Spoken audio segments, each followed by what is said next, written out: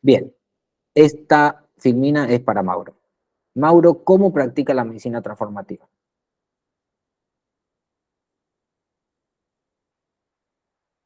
¿Estás ahí, Mauro? No, justo no está Mauro. Hombre, Bueno, perdón, ¿me puedes repetir? sí, que esta filmina es para vos.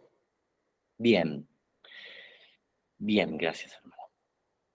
Bueno, un poco estábamos haciendo una presentación recién de cuáles serían como las características, ¿no? De una psicología, entonces, transformativa o una psicología transpersonal evolutiva. ¿A qué nos referimos, no? Con eso. Entonces, decíamos, por ejemplo, la misma palabra psicología, hoy explicábamos un poco la historia de la psicología científica, ¿no? Si bien se llama psicología, siendo psico-alma, psique, sería como una ciencia del alma, así nació, y nació como en el ámbito de la filosofía. Después se separó, se tornó muy biologicista, y como que en la actualidad la mayoría de las psicologías científicas, siendo las más grandes la cognitiva, la analítica, la social, por ejemplo, son psicologías sin alma, que entienden al ser humano como una entidad biológica que nace, se reproduce, tiene actividad simbólica y muere, y, y donde todos los fenómenos de la conciencia, incluidos el arte, la creatividad, la capacidad de cantar, de escribir un poema, de ser únicos, singulares, irrepetibles, todos los fenómenos que hacen a la esencia de lo humano, pues se entienden como reacciones químicas complejas, moleculares, biológicas, donde ahí la conciencia es un efecto de la biología. Y es un poco lamentable porque se pierde gran parte de lo más rico del proceso psicológico, que desde mi experiencia es toda la interacción que va sucediendo y las crisis y lo que se va produciendo a nivel que nos vamos conociendo nosotros mismos, entre instancias, sobre todo entre lo que me gusta llamar el alma y el ego, o la personalidad. Alma tiene una connotación religiosa, viene de ahí, pues sí, pero es interesante porque alma refiere a nuestra esencia, a nuestra naturaleza divina y también a nuestra inmortalidad, a la inmortalidad de la conciencia y a nuestra verdadera naturaleza como seres espirituales, viviendo experiencias biológicas y no seres biológicos que por efecto avanzado de la evolución de la biología y de la materia, pues tenemos ahora conciencia, ¿no? Son posiciones filosóficas también muy diferentes. Ahora abren una práctica diferente, que es lo que nos interesa. Abren una distinta mirada teórica, una distinta concepción de lo humano y de la vida misma. Permite una práctica diferente. Entonces, por ejemplo, que la vida sea una escuela y que las experiencias que vivamos nos produzcan aprendizaje a nivel espiritual, aunque le parezca mentira, no es como se piensa en psicología científica. Para la cognitiva no es así, sí hay aprendizaje, pero lo que vivimos es un efecto de las creencias que tenemos donde están las causas. Para el psicoanálisis es un efecto de lo que se programó, quedó inscripto, se reprimió y genera entonces también efectos. Como que no hay un aprendizaje, no hay hacia dónde aprender, no hay una evolución, porque no hay hacia dónde evolucionar en esta concepción. Lo que uno podría ver como algo bonito, deseable, es concebido como ideas morales, estéticas. Una mirada bien diferente. Entonces, lo que proponemos es esto, es una psicología que recupere la dimensión de lo sagrado y la dimensión del alma, de la esencia divina que hay en nuestro interior, para poder estudiar todos los procesos en los cuales nuestra personalidad consciente, nuestro yo, nuestro ego, va relacionándose, entrando en contacto con niveles más profundos, ¿no?, de sí mismo. Entonces, desde esta mirada recuperamos la visión trina de lo humano, en tanto espíritu, alma y materia, chispa divina, alma o esencia, self, quantum y personalidad, siendo la personalidad a su vez triple: mente, emoción y cuerpo físico vital o físico etérico. Entonces, desde esta mirada, donde tenemos tres instancias: el ámbito de la personalidad, el ámbito del alma y el ámbito del espíritu, pues podemos intervenir y mirar los fenómenos de la vida desde otro ángulo y desde otra manera. Entonces, esta mirada tiene un enfoque decíamos clínico, porque también no es que sea solo una psicología del desarrollo espiritual, entendiendo que no puede estar haciendo ciertas experiencias espirituales si está deprimido o con ataques de pánico, ¿no? Como primero lo primero. Entonces, desde ese punto de vista, acá colocábamos en la filmina, como para tener un punteo, el enfoque ecléctico. Esto es interesante porque en psicologías científicas hay debate. Entonces está el que es psicoanalista y le parece que lo cognitivo y conductual es superficial, pragmático y hasta capitalista, por decirlo así, y viceversa, ¿no? Y el cognitivo que piensa que el psicoanalista es un poco más que un filósofo, y cosas por el estilo. Y entre estos debates, otra vez, hay miradas separatistas, en donde cada uno sabe mucho, pero de una parte, y no hay una mirada integral del ser humano. Entonces, el enfoque ecléctico es la capacidad de poder tomar herramientas y marcos teóricos de diferentes escuelas. No solo la herramienta, o sea, la práctica o la técnica, sino también la concepción para poder mirar los fenómenos de la vida y los que vemos en el consultorio desde diferentes ángulos. Por así decirles, para dar un ejemplo práctico, imagínense a alguien que se formó en tapping, por ejemplo. Está muy de moda ahora. Lo mismo el que se formó en psicoanálisis y hace psicoanálisis duro. O sea, no habla, escucha, asociación libre, cada tanto devuelve una interpretación, psicoanálisis. Es como que tiene una sola herramienta. Imagínense que tiene un martillo. Solo tiene martillo. Entonces, lo que puede hacer para él todos los problemas son un clavo. Él puede dar un golpe y ya.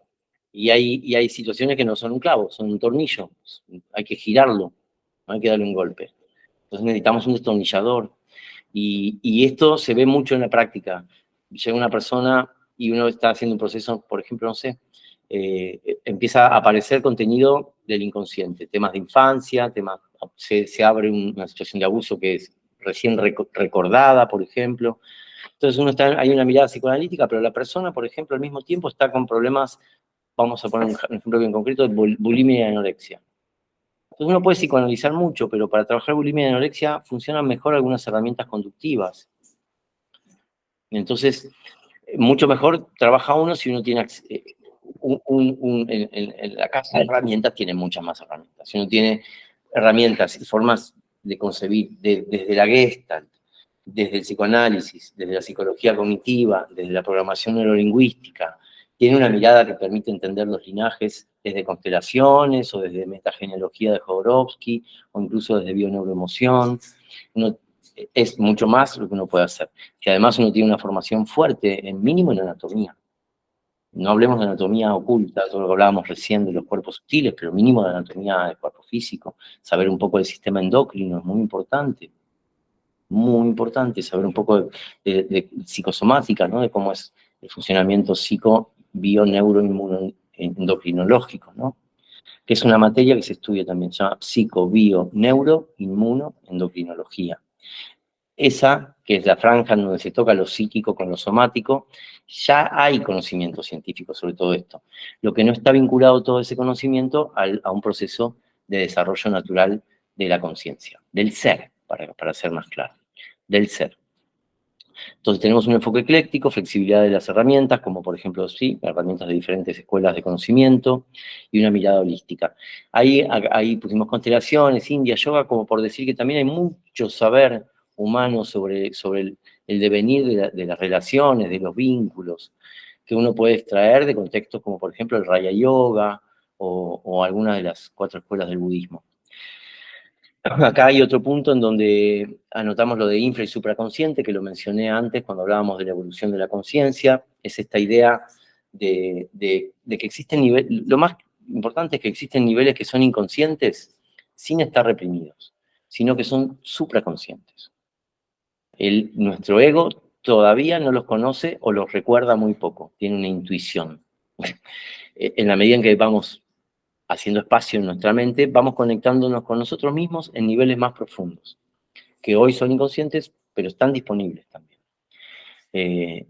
Y la idea de lo supraconsciente en sí mismo es toda un área a desarrollar y explorar. Generalmente las psicologías son muy psicopatologías, entonces están más enfocadas en los conflictos humanos acá abajo, ¿no? Podemos decir, por ejemplo, el cuerpo emocional con todos los niveles que tiene, de violencia, de ira, fuerza, de todo el mundo de pasiones y de sentimientos, todos los devenires humanos, ¿no? Todas las emociones polares que vivimos y todo el cúmulo de emociones negativas, ¿no? Las principales, ¿no? La ira, la culpa, resentimiento, culpa, miedo y tristeza, podemos decir. Ahí estamos más que nada, pero poco a nivel de la psicología se habla de los estados de conciencia que son supraconscientes. Como que todo ese mundo humano tiene como, vamos a decir, como techo la felicidad humana, podríamos decir. Siendo la felicidad humana el resultado de una experiencia. Me miró la chica que a mí me gusta, o si una pavada no, gané dinero, me fue bien en algo que quería, logré un objetivo, alguien me dijo algo bonito, recibió autoestima, y momentos de felicidad humana así, dependen de esa experiencia, en donde la chica que me miraba miró para otro lado, eso se convirtió en celos, en naufragio, en preocupación, en baja autoestima. En donde en vez de ganar dinero lo perdí o me lo robaron, lo mismo, ¿no? Es como muy frágil esa felicidad humana y depende de cosas externas. Y hasta ahí. Pero luego, cuando la mente se aquieta, empiezan los niveles, en principio, de calma. ¿No? Tan simple como la calma, después se convierte en un portal. Luego de la calma hay estados más profundos, de serenidad, luego de paz. Sobre esa paz desciende la plenitud. Sobre la plenitud la alegría. Sobre la alegría la dicha. Sobre la dicha el éxtasis, samadhi, y hay como 9 niveles de nirvana, que son mundos supraconscientes. Entonces, una psicología que nos permita abordar, conocernos en esos niveles. En la medida en que vamos explorándonos hacia arriba, por así decir, hacia adentro y hacia arriba, se va iluminando la sombra también. Y paralelamente, en la medida en que la sombra ofrece trabajo y se va revelando, en la medida en que trabajamos la sombra, se van abriendo como las compuertas dimensionales, ¿no? La diferencia entre constructivismo y psicología transformativa, bueno, es un poco explicar esto, que evolución del ser, evolución de la conciencia, no es lo mismo que psicología del aprendizaje. Hay una psicología científica que estudia el aprendizaje, que es la que, por ejemplo, usamos para crear los programas de lectoescritura, por ejemplo, o la que estudia un psicopedagogo que atiende a un niño con problemas de aprendizaje de matemáticas. Hay una psicología, en verdad, dos grandes escuelas. La que más se usa aquí en Occidente, por lo menos, es la de Piaget, que es la escuela constructivista, en donde se estudian los distintos estadios, cómo pasamos cómo logramos del pensamiento concreto al pensamiento formal a través de diferentes estadios de maduración del sistema nervioso y de las estructuras de conocimiento, los esquemas. No vamos a entrar ahora, pero esa es una psicología del aprendizaje.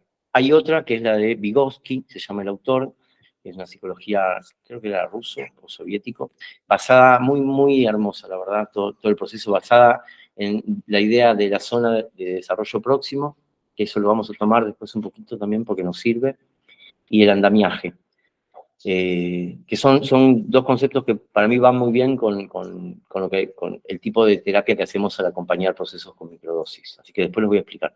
Pero esas dos son de aprendizaje, de cómo uno aprende, como no sé, un idioma, o a leer y escribir, pero el desarrollo del ser es otra cosa.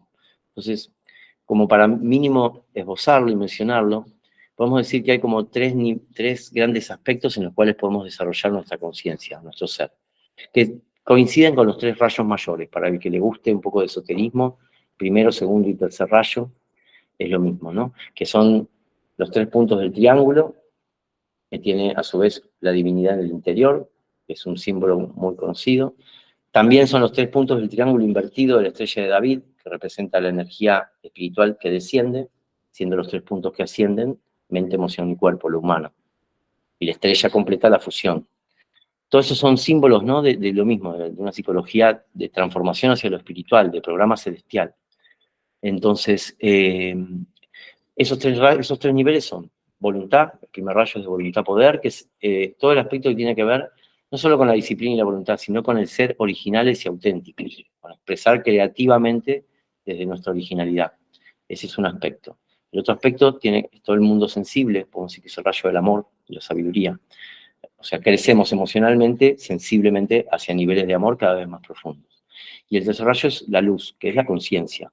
También el conocimiento de nosotros mismos, o sea, del microcosmos y del macrocosmos. Entonces, el ser evoluciona, podemos decir, cuando evoluciona en esos tres niveles. Crece en originalidad, en autenticidad, en creatividad, en amor y en luz, en conciencia. A eso nos referimos cuando hablamos de una psicología transpersonal, evolutiva o transformativa.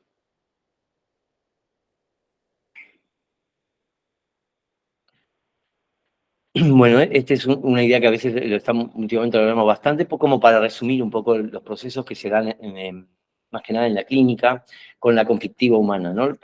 La persona llega muchas veces con lo que técnicamente llamamos motivo de consulta. Motivo de consulta es lo que a la persona la llevó, generalmente a algún tipo de padecimiento, de sufrimiento, de insatisfacción. A veces no, a veces es pura búsqueda espiritual, ganas de tener, no sé, una experiencia más profunda, creativa de la vida. Pero la mayor parte de las veces hay un sufrimiento que motiva a que la persona venga. Es un estado de ansiedad, un duelo, una separación, una relación tóxica, una adicción, pues lo que fuera, una sensación no sé, de pobreza, un conflicto con la familia, un dolor, un motivo de consulta. Entonces, eso, después vamos a ver, le llamamos motivo de consulta aparente o motivo de consulta explícito. Es lo que la persona trae en su conciencia como causa de su malestar. Luego muchas veces vemos que hay un motivo más profundo, a veces inconsciente inclusive para la persona, de dolor que lo trajo ahí. Pero ahora vamos hasta ahí. Entonces, ¿por dónde lo vamos guiando? Desde la psicoterapia y asistida con microdosis, para que la persona pueda cambiar, para que uno mismo pueda cambiar. Decíamos la importancia fundamental de la atenta observación, lo ponemos acá en este curso como el acecho, así en homenaje a Castaneda, el acecharse a sí mismo, la atenta observación, la conciencia testigo, la presencia, como dice Cartole también. Esto es súper importante porque el primer paso entonces de la transformación es ver un aspecto de nuestra sombra, poder ver que nuestra conciencia se encuentre con la sombra, con lo automático, con lo mecánico, con el ego, con algún aspecto de la personalidad. Entonces, cuando uno mismo ve, uno por ejemplo ve que fue súper egoísta y mezquino en una actitud, que fue muy vanidoso en una actitud o tuvo una actitud totalmente carente de compasión, por decir cualquier cosa, porque uno se enojó y fue súper cruel y una barbaridad lo que uno dijo. Cualquier aspecto de la propia sombra que uno pueda ver, inaugura un proceso, porque uno ya lo vio, uno ya se vio. No es que alguien viene y te dice, X, te veo muy ansioso, estás comiendo mucho, no sé, lo que fuera que alguien venga y nos diga y tenga razón, no genera ningún efecto. O sí, pero poco. Y muchas veces genera un efecto opuesto, genera más resistencia. Hay todo un proceso antes de que uno realmente lo vea, en donde ya el rasgo está presente, está generando un montón de sufrimiento, pero la previa a eso, que es puro sufrimiento, es el estado en donde la persona justifica, se justifica, o a lo sumo cada tanto se condena. Pero cuando se condena, afirma su identidad. O soy así. Cuando me enojo, soy así. Y X, ¿no? Entonces, en ese estado no hay cambio, no hay transformación. Entonces, verlo es otra cosa. Es cuando la conciencia se da cuenta, es un insight, un satori, le decían los japoneses, satorai. Entonces, el primer paso es eso, vernos, darnos cuenta de algún aspecto de nuestra propia sombra. El segundo aspecto es, lo acepto, porque incluso desde que uno lo ve, eso inaugura todo un conflicto, con partes que intentan todavía justificar, sí, pero porque el otro me hizo tal cosa, entonces me enojé. Y sí, reaccioné mal, sí, pero ¿por qué? ¿Cómo no iba a reaccionar de otra manera si pasó? ¿Me explico? Hay todavía hay resistencia, hasta que uno lo acepta. Sí, qué vanidoso, qué fea mi actitud. Horrible, lo acepto, estuve mal. Ahí hay como otra palabrita que es lo admito, ¿no? Que le agregamos, porque lo tomamos como uno, lo acepto y lo admito, pero más que sinónimos, lo acepto es más con uno mismo. Lo vi, lo acepto, me dejo de defender, lo acepto. Lo admito es como en relación a un otro, ¿no? Me suena a mí, lo admito como ante Dios y otro ser humano, como dicen los programas de recuperación. Lo admito. Generalmente, aparte, cuando uno tiene una actitud así, alguien se queja de eso, con alguien uno está generando sufrimiento. Entonces ya aceptarlo y admitirlo inaugura como una liberación. Y lo que sigue es lo cambio. ahí es arremangarse y a trabajar sobre eso. Uno ahí se ve comprometido a cambiarlo, porque como ya uno ve esa actitud, cada vez que esa actitud mecánica instalada por la fuerza de inercia vuelve a aparecer y uno vuelve a verse que fue otra vez vanidoso, otra vez egoísta, otra vez un cabrón, enojón o lo que fuera, desconsiderado, lo que fuera. Uno se está viendo, entonces